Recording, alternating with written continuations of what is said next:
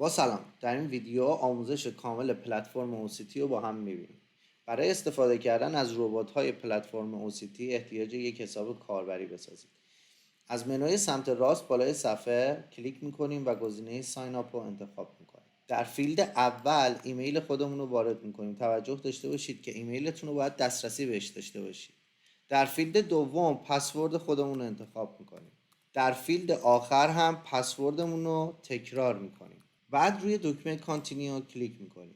یک کد برامون ارسال میشه به ایمیلی که دادیم. بعد از وارد کردن کد دکمه وریفای رو میزنیم و توی فیلد بعدی که برامون باز میشه اسممون رو مینویسیم. در فیلد دوم فامیلمون رو مینویسیم. توجه داشته باشید از اسم و فامیل واقعیتون استفاده کنید و در فیلد بعدی شماره تلفنمون رو مینویسیم و در فیلد آخر اگر کد رفرال داریم وارد میکنیم، اگر نه روی دکمه کرییت اکانت کلیک میکنیم.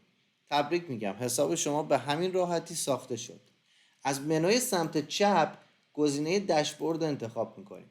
در قسمت داشبورد چندین دکمه وجود داره که شما میتونید ازشون به عنوان شورتکات استفاده کنید، مثل دپوزیت، ویدرا، تریدینگ که مستقیم میره توی ربات G6 و هیستوری کل حسابتون رو مشخص میکنه.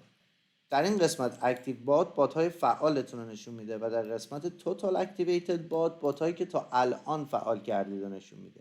برای دپوزیت کردن از منوی سمت چپ گزینه دپوزیت رو انتخاب میکنید. شما از دو طریق میتونید دپوزیت انجام بدید، یکی گیفت کارت، یکی کریپتوکارنسی که الان هر جفتشو براتون توضیح میدم. اول کریپتوکارنسی، توکن مورد نظر خودتون انتخاب میکنید، مثلا USDT.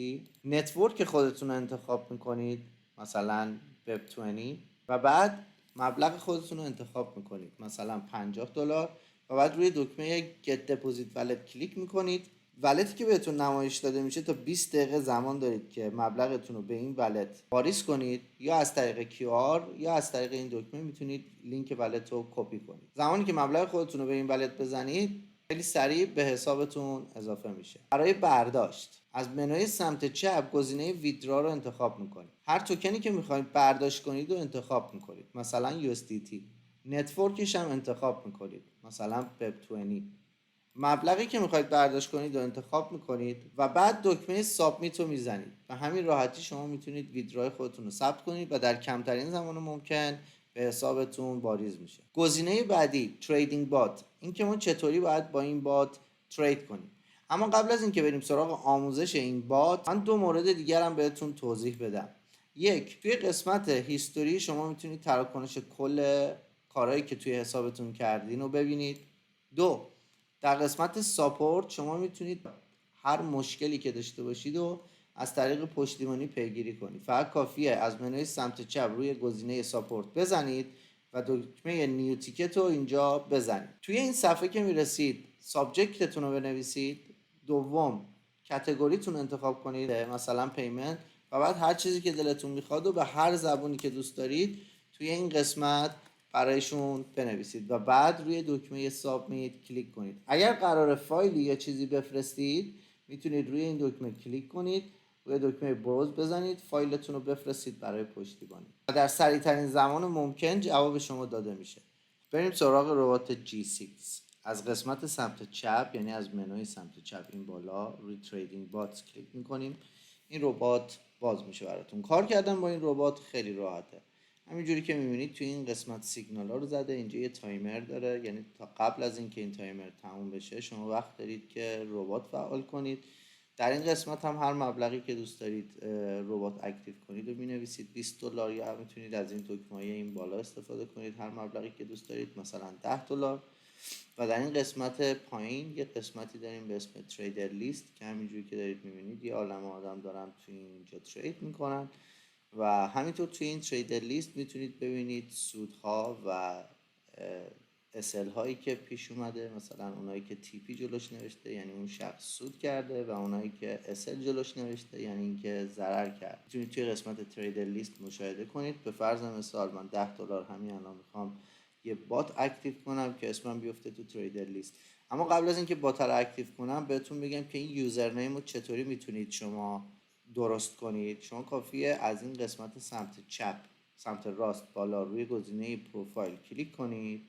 از همین قسمتی که میبینید میتونید روی این مداد کلیک کنید و در این قسمت یوزرنیم خودتون رو عوض کنید. هر چیزی که دلتون بخواد میتونید بذارید و بعد دکمه سیو رو بزنید. حالا برمیگردیم توی ربات G6، وارد ربات میشیم. میخوایم روی سیگنال جدید که اومد یک بات اکتیو کنیم. خب $10 ما میذاریم و باتمون رو اکتیو میکنیم. همینطوری که میبینید ما یوزرنیم آموزش انتخاب کردیم و الان باتمون اکتیو شد و منتظر میمونیم تا جوابش بیاد. در این قسمت شما میتونید باتی که اکتیو کردید و اکتیو رو ببینید، این کارت باتتونه. و در قسمت سیگنال هیستوری شما میتونید هیستوری ترید کل این بات رو ببینید. اگر همینجوری برید جلو میتونید ببینید در هر ساعت چقدر سیگنال اومده، چقدرش تیپی شده، چقدرش اسل شده و این وین ریت در هر ساعت متغیره و هر ساعت وین ریتش فرق میکنه. حالا بعدا یه ذره که خودتون با بات کار کنید متوجه میشید. بریم ببینیم سیگنالی که باتی که اکتیو کردیم 7 ثانیه دیگه مونده و ببینیم تیپی میشه یا اسل. بله تیپی شد. اینجا در قسمت بات هیستوری میتونید شما ببینید که این $10 که ما اکتیو کردیم الان به تیپی رسید و $6 سود کردیم و جمعا با $16 از معامله اومدیم بیرون.